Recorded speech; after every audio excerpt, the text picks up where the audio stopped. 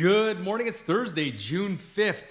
Make silver great again. So, silver hitting a 52-week high. I'm Phil Streible, Chief Market Strategist at Blue Line Futures. So I told you we were starting to see some disconnect yesterday with that gold-silver ratio starting to break down. It's a little bit suspicious. It's one of the things that I watch on the charts. I told you yesterday I keep a handful of charts on one particular monitor and the short-term intraday on another one, and I can start to see things develop. You got a couple things. You got that gold market now confirming the breakout over that bullish pennant move here, and then you also have silver futures breaching through a 52-week high here, rising as much as 4%, trading up to 36.01 an ounce, hitting the highest level since October 2012. What happened around that time frame? Well, silver futures went up to about $50. So looking at the markets here right now, it looks like gold's the one that's got to play catch up as of this recording, because you got copper futures up about 3%, you got silver futures up 4%, and gold just under about 1%.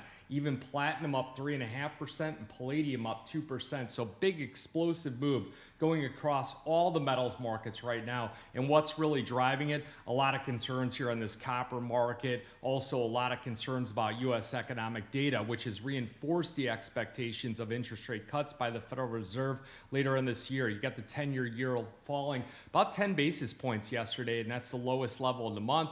The S&P and the NASDAQ are within 3% of their closing record highs seen in February. And then you got these weaker treasury yields on Wednesday, putting additional downward pressure on the US dollar index. So you look at the dollar index, slightly higher here today, but all the foreign currencies got a big boost here yesterday, and swap traders are pricing in now 2 potential interest rate cuts here by the end of the year. So the recent economic data shows that it has started to break down a bit, indicating that the tariffs, some heightened uncertainty, are impacting the economy, and that's according to the Fed's beige book. So we saw the ISM data, and this is where gold got its jump yesterday, dip below the 50 mark, which separates kind of that expansion and also contraction. Additionally, the private payroll number fell the most in 2 years. So upcoming non-farm payroll data coming out on Friday is going to provide some further clarity. So that's tomorrow here. So you look at commodities, we saw crude oil futures. It opened a bit lower after a 2-day rally yesterday. The decline followed Saudi Arabia urging OPEC Plus to continue to accelerate those supply increases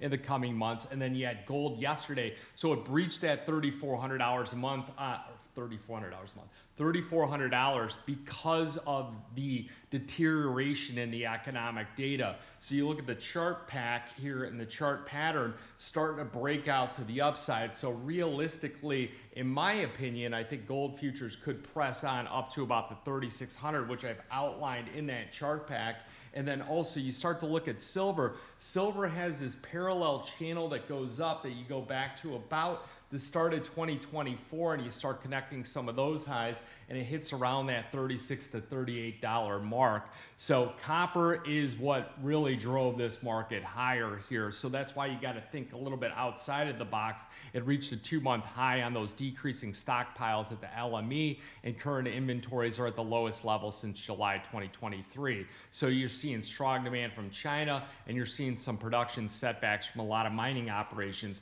Remember, the reason why copper and silver are so interconnected is because that's where you get most of your silver, is from copper production. They don't really produce like gold mines, and they don't extract silver. You don't watch that stupid show on Friday night, Gold Rush, and go, man, they found this gold nugget and here's this silver nugget. It doesn't work like that. It's mostly in the copper mines where they get the silver from. And if you get copper production shutting down and things like that, that's where you're gonna get problems in the silver market, and you start to get physical squeezes there. So you got gold up 30% year to date. You got silver up about 23%. So you have silver potentially playing some additional catch up to the upside, trading about $35, $36 an ounce as of this recording. And remember those record highs in 2011 at $50 an ounce. So looking at the way the ratio is playing out, looking at the way a potential squeeze is happening at the moment here, I think silver's got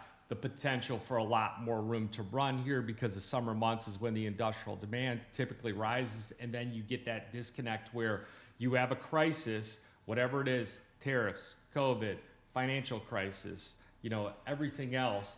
what happens is that market flies as safety with the gold market, and then what happens is the unravel occurs. You get policy adjustments and things change in the market, and that's where you get the disconnect.